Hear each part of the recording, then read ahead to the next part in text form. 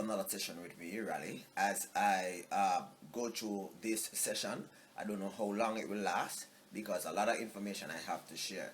Today we talk about sourcing your research information. Now, this session is not primarily not only geared at the CSEC, but anybody who is practically writing a paper to be handed in to their lecturer or teacher, whomever, professor, whomever you call those individuals setting the work. All right, so we're talking about primary sources and secondary sources of information, right? Now you have two sets of information, as I said, primary source and secondary source. What is primary source? Primary source information refers to that information that is coming from the direct source. For example, let's say that you're writing a history paper, right? Most history paper would require you to put in some amount of primary source within that paper. So therefore, you would actually take pictures of artifacts. You would take pictures of personnel that existed at that point in time.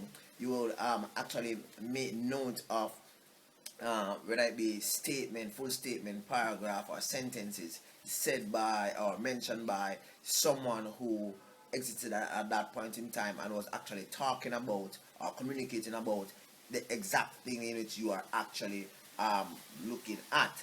Okay, for example, my son did a CXC paper on missionaries in the Caribbean, free villages.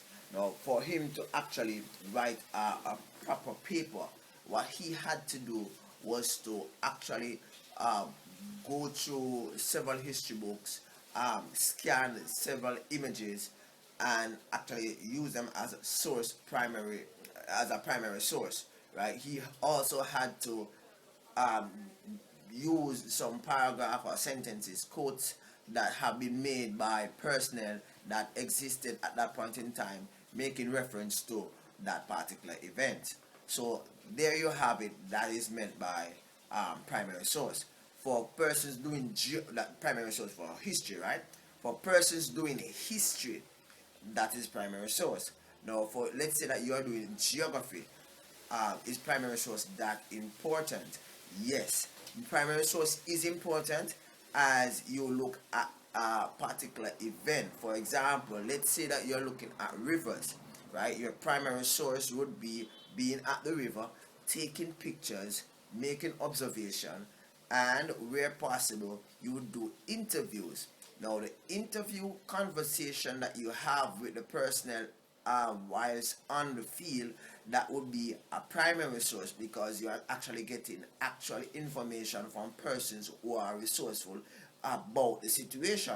So that would be primary source as far as geography is concerned. You can also take pictures of the river channel. Um, you can go into the archive of the newspaper and you can actually copy, or should I say, yeah, you can copy and use images that have information on the topic that is being researched. For example, let's say that you're looking at flooding at Portland Cottage, right? You know that there is no flooding at this moment at Portland Cottage, but you can still go by Portland Cottage. You can take some pictures of Portland Cottage. You can interview some persons at Portland Cottage, and you can go into the Gleaner archives, or the newspaper archives, or the journal archives, or wherever you live, right? Wherever you live at, whatever resource information that is available to you, and you can actually gather information on the particular topic, and you can use that within your research piece. Okay, so there we have it. Primary sources, and primary sources are integral resources within any research, right? Within any research that you do, whether it be qualitative or quantitative, right, you will need to have some amount of fieldwork done, whether it be questionnaires, interview, observation including taking of pictures, whether a survey, to name a few. These are just some of the ways in which you gather primary sources. Okay, so since we have looked at primary sources, let us now look at secondary sources. What are secondary sources? The secondary sources are that information that persons have actually documented, giving probably rationale as to why things have actually occurred.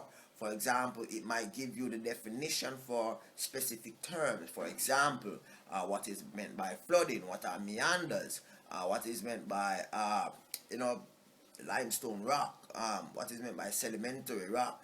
These are information that persons share that they have researched and gathered data on over several years. This is referred to as secondary sourcing. Okay, so let's get into the deep matter now as to how you gather information from you know wherever you are at on the topic that you're doing, and let us look at some very cheap ways of getting information in this digital age. How can you do this? How can you gather primary source and secondary source without leaving the comforts of your home? So I have done several researches in my lifetime, right? And presently I'm preparing for further studies, right? I remember when I was doing my postgraduate degree, I had issue gathering sources for my research. So it was shared with me by someone who have actually passed my stage of learning, and that you can actually use online sources, and these online sources are practically books. Now, a lot of the books online, they cost money, right? So how do you do it and you have no money? All right, so what I do, I use Amazon.com. Now, how do I use Amazon.com? Now, Amazon sells books, and several of the books that are being sold give you the option to actually browse through some of these books so as to get an idea as to what the book is all about. So what I tend to do, for example, let's say that I'm looking at free villages in Jamaica, right? There wouldn't be much documented information on free village in Jamaica per se. However, if I look at free village in Caribbean or in the Caribbean, I might get some amount of information. Then now I would use some other documentation so as to pinpoint it to Jamaica itself. So I would go into Amazon, I would type in the topic, and I would see a list of books come up. After the list of books comes up, there are some books that gives you the option to look inside. Now, the first thing you need to do when you're looking inside, you need to get the name of the book. You need to get the name. You need to get the name of the book. You need to get the name of the author. You need to get the name of the book, the name of the author, the year the book was published, the publisher, where it was published. Alright? So you get all those information. Yeah, the year and all that, right? You get all those information, you write it down. That's the first thing you do. Then now you get it, because you cannot copy and paste, or you cannot copy and paste from Amazon. So you have to do a lot of writing. So therefore you go through the pages. Some pages they will allow you to read, as a means of browsing, to show you, to boost up your taste for the book. So some books you are allowed to read several pages within chapters. Not all the chapters. They might give you like skip all every other chapter, right? So you read or you browse through whatever chapter that they allow you to, right? I remember you have the opportunity to go through several books, so you need not limit yourself to one book. So you go through the book, you make your reading, you make your notes, and you move on. So you can go through 20, 30 different literature, right? Make sure that you actually source the information properly, getting the name, the year, the publisher, and where it is published from, right? It depends on it depends on what you're studying, the faculty you're in, the guidance you get from your research in tutor or teacher uh, as to which style you're going to be using, whether or not you're going to be using APA, Chicago, to name a few, right?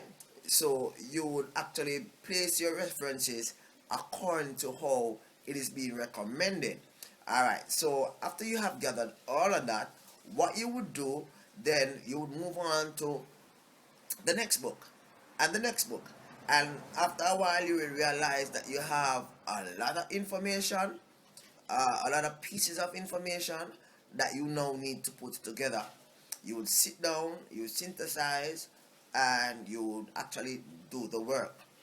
There's no easy, fast way of doing this work. You have to sit down with reasoning and using evidence of the literature you have read. Miller Brown 2016 suggested that such and such and such and such and such and such and such, and you actually rephrase the whatever you have actually written, because you don't want to have what you call copyright infringement. You don't want a situation where when the lecturer actually run your paper through the online system, they realize that you have more than the required percentage of plagiarism, right? At the end of your research, they're gonna run your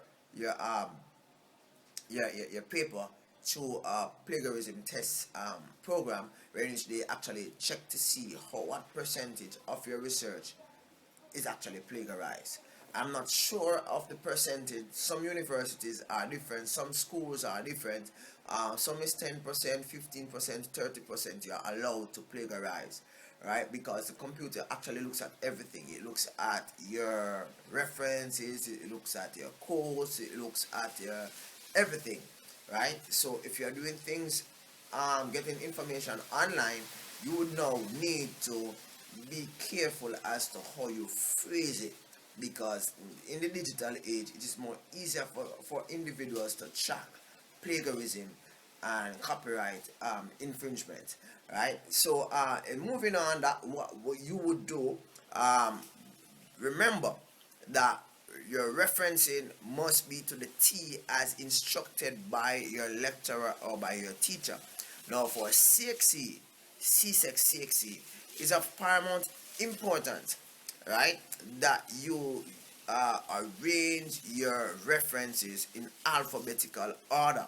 If you are unsure as to how to do this, check out my next video as I share with you very quickly about, it's going to be very short video as to how to arrange your um your references in alphabetical order. So there you have it for another video. I hope that this video was useful to you. Join me again next video as I share in CXE Geography Made Simple. Before I go, it's important, it's imperative that you hit that subscribe button, you share, and you hit that thumbs up. This encourages me to put out more video. I know it's been a long while since I've done a video for this channel. I have a lot of things to do. Not to say that you're not important, but you know, as time progresses, I'll ensure that the fluency of videos is there, and that you can follow through to make your research paper awesome. Thank you very much. Riley here. Peace.